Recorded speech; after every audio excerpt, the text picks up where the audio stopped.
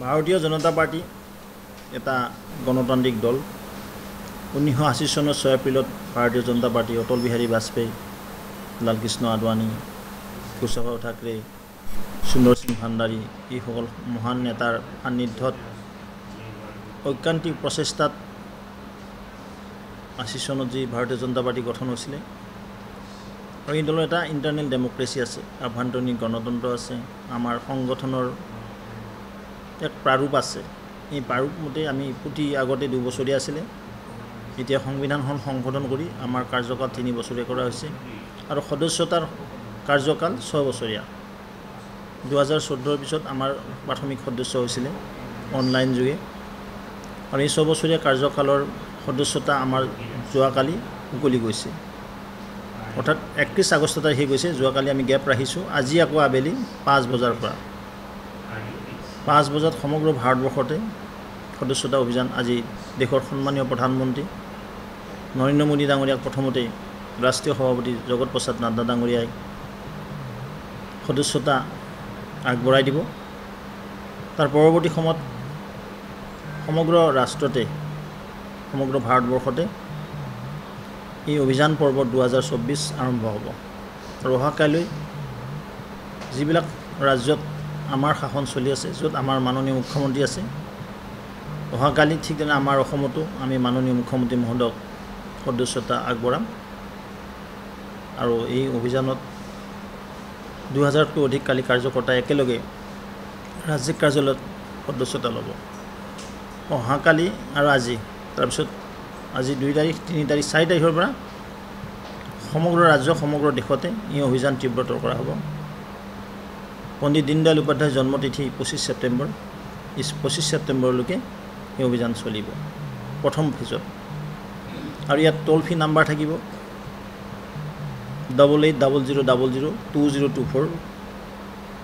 শক্তিশালী ভাৰতীয় জনতা পাৰ্টি, সুৰক্ষিত অসম, এই শ্লোগানেৰে আমি অসম ক্ষেত্ৰত এই সদস্যতা অভিযান পৰ্ব আৰম্ভ কৰিম।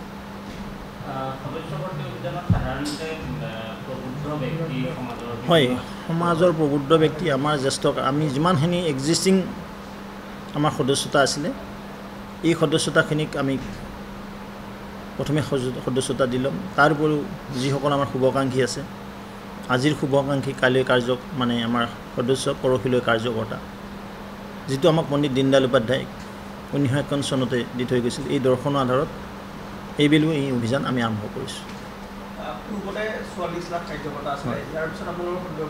এইবেলি আমি 20% আৰু বঢ়োৱাৰ কাৰণে টাৰ্গেট ৰাখিছোঁ। কাইলৈ ৰাতিপুৱা 10:30 আমাৰ ৰাজ্যিক কাৰ্যালয়ৰ যি পদূলি আছে, তাত এখন বিশাল কাৰ্যকৰ্তা সন্মিলন হ'ব। এই কাৰ্যকৰ্তা সন্মিলনতে মাননীয় মুখ্যমন্ত্ৰী মহোদয়ক আমি আনুষ্ঠানিকভাৱে দলৰ সদস্যতা কালি অনলাইন যোগে দিয়া হ'ব। হয়, তেখেতে প্ৰথম ল'ব, তাৰপিছত আমি ল'ম।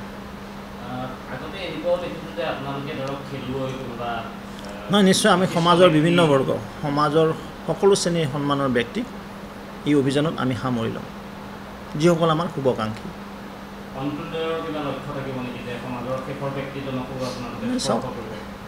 শেষৰ ব্যক্তি মানে আমি সৰ্বগ্ৰাহী, সৰ্বব্যাপী, সৰ্বস্পৰ্শী।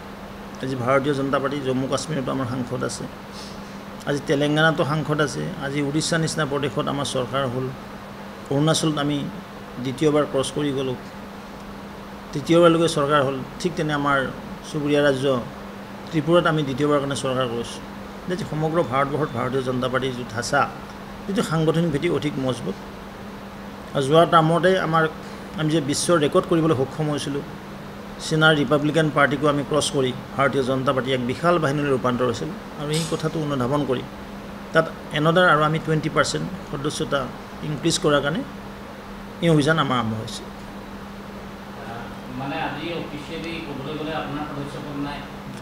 নাই, এইটো নহয়, তেনেকুৱা সদস্যপদ আমি সকলোৰে একেবাৰে হেৰি কৰিছোঁ, যিটো আমাৰ সকলোৰে নৱীকৰণ হ'ব।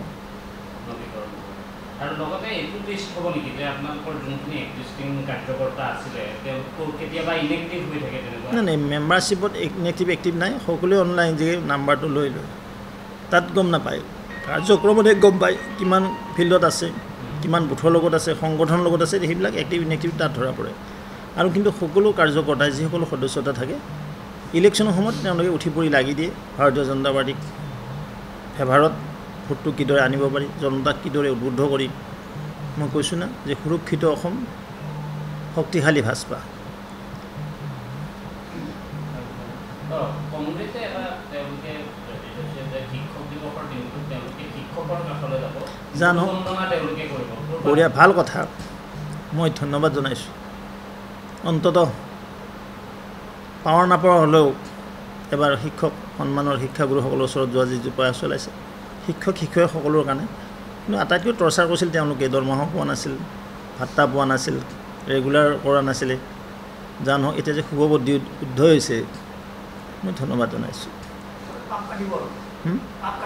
পাপৰ পূৰ্ণতাৰ কাৰণে গৈছে সেই শিক্ষকৰ চাকৰি সেই শিক্ষকৰ ল'ৰাৰে আকৌ পইচা খাই চাকৰি দিছিলে কংগ্ৰেছ দলে APSC চিলেকশ্যন দিছিলে যিটো ৰাকেশ পাল বাবুক জেলৰ ভাত খাবলগীয়া হৈছে তেনেকুৱা বহুত কাহিনী তেওঁলোকৰ আছে